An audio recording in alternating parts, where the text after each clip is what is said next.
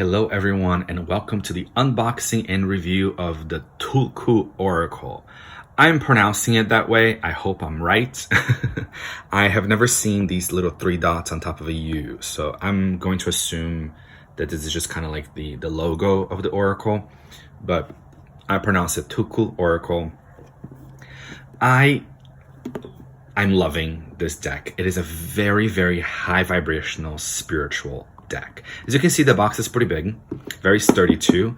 And I love, first of all, I love how simplistic it is, but look at these UV clouds against the matte background. I love that effect very, very much. So I've seen this deck in action a few times, not that many to be honest, and it just really, really called to me. So you get a magnetic flap on the side. It opens up like this. Then you have, there are little oracles everywhere, which I love. And as you can see, we got the three dots again. So it is a logo thing. It is a design element. Then we get more of this UV background that I love so much. Now, I did take the oracle and the book out of here. Now, I don't know if you guys can see this mark, which doesn't bother me. It's not a big deal. I just want to show you that it did come with a foam tray where the cards were in the middle and the book on top. I took the foam out. I didn't really, I don't know. I prefer it this way, but it's just my personal preference. I'm just letting you know that the box does come with a foam tray for your decks. And then you have this beautiful ribbon you can just pull up. All right, but to each his own. We all have our little preferences and little quirks when we are reading cards. I also love this too. I am keeper of the flame. I will show you the way. So Rachel Pollack has got like a review of it. David G is a great meditation teacher. If you don't have Insight Timer, it's an app. It's free. It's a free meditation app, and he is on there, and I love his meditations. The Tulku Oracle. Portals into the wisdom of the symbols, totems, and archetypes of the Tulku Amulet collection. Beautiful.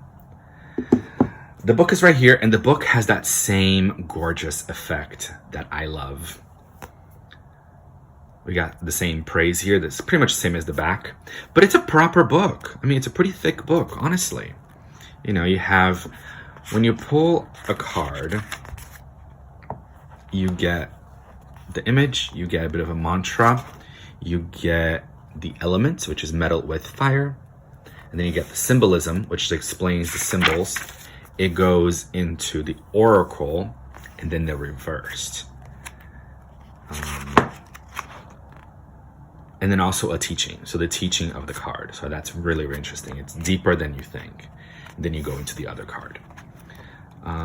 Let me see, I believe, yes, I was going to say we have spreads. It does come with card spreads that you can do to really connect yourself with this deck. I find that this deck is one of those that you want to connect with it. I didn't find it very easy to just pull it out of the box and immediately shuffle and go, let me get a card, which I did. I fully did that. I did that for sure. Because that's how you start getting connected with the book. Is you shuffle, you pull a card, and then you go, okay, what does it mean? And then you read the channeled words from the creator. But this deck to me, just yet, so far, I'm still learning its language. It's not a deck that I'm going to pull like 3, 4, 5 cards and do a whole spread. I'm finding I'm getting a lot out of one card. For now, until we get more acquainted. So these are the backs. As you can see, they're not fully reversible. This does not bother me. I don't see a problem with it because they are pretty similar. It's just, you know, this side is more orange, this side is more blue-green. But if that bothers you when you're shuffling, you know, don't do reversals, I guess. I love this edge. It's more red in person than it's coming off on camera. On camera, I think it's coming off more brown copper, and it is still copper, but it's more red in person, like a coppery dark finish. But I've never seen that, and I love it. It's also a little bit more shiny than it's letting on. How many Okay, I'm not forgetting now how many cards are on this. Let's find out right now. We have 53. So it's 53 cards. I am going to be showing you all 53 cards. If you don't want to see all of them, you can fast forward or you can skip this part altogether. I will be showing you all of them. Now, because I have used this deck quite a bit, they are out of order. All I did was I put them up all upright versus, because I was using reversals for a while. Okay. So first one, number 12, is Shiva Shakti.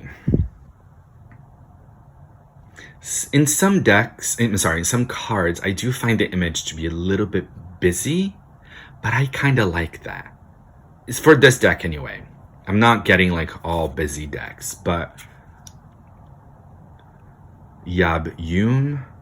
So this is one, for example, that I don't know what that means. So this deck, I feel like if I pulled this card, I couldn't just maybe intuit.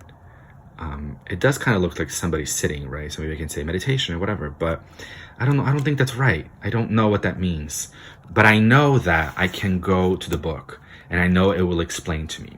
So when I said earlier that I'm still learning its language, that's what I mean. Right? Because Ganesh, for example, I love Ganesh and I have worked with its energy quite often. So I know, remover of obstacles, right? Abundance, bringer of money. He places obstacles too. He's also the lord of roads and travel. So I know that I can pull this card and go, oh, okay, that's cool. I can understand this. But the other one, I have to look at the book. What I do love about this deck as well is that it is a little bit all over the place. We have Yabyum, for example, that we got. We also have a chakra. Now we have a Hindu god. And now we're getting a La Virgen de Guadalupe, which is, I believe, a Catholic saint. And she's also seen a lot in Santeria. And then we have a mirror. So it's really, really interesting. Then we have another goddess, Artemis. But as you can see, this is a great example of how busy it is. We have hands, but we also have foliage, which I understand. Kind of looks like a snake head over here, or maybe a fish. I'm not sure, because I haven't gotten this card yet to read from the book. As you guys saw, it shows the symbolism, so I think that's pretty powerful. Love this one, Heart on Fire. Kali, love Kali Yantra. And then we also get animals. The spirit jaguar. So we got gods, goddesses, we have animal spirits, we have nature spirits. We got the third eye. For example, this is another word that I don't understand. I don't know what a dorja is. And that's okay. That's why I got this deck. One, because I find the work to be pretty abstract, and I appreciate that very much, because this is one of those decks that stretches my intuition. If I want to work and be more intuitive, I need to be okay with not knowing everything, because I need to stretch my intuition. And this is a deck that will definitely do that. Plus, it's so colorful and it's so beautiful. And the messages in the book are so high vibrational and so spiritual.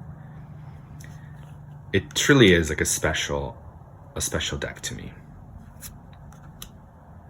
Then we got some Egyptian mythology here. Eye of Horus.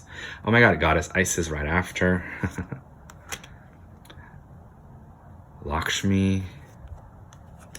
Goddess Durga. This is also another mantra that I don't understand. Tattavamasi. But again, I like decks that challenge me,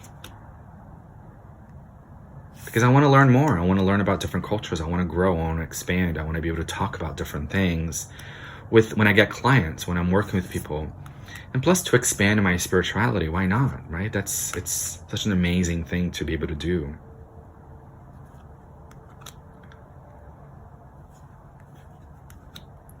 Also, I didn't talk to you guys about this, but The feel on these cards, it's like velvet. There's got to be some sort of suede rose petal finish to these cards. They feel so nice to the touch, both front and back. And as you can obviously see, it is a matte finish, and the cardstock is pretty good. Flexible, but not too much. I feel like this deck is going to last a long time. We have Buffalo Energy, we have Vritam, Aham Brahmasmi, I am the universe. See, I know what that means. Aham Brahmasmi, I am the universe. We got the Vesica Pisces, Divine Feminine. And I love how, again, I'm going to say it again. I feel like I already said this before in different ways, but I love how eclectic this deck is. How we go from chakras to intermarriage to Hindu gods and goddesses and also Egyptian gods and goddesses. The Om, the universe, the sun and moon. And we get a honeybee.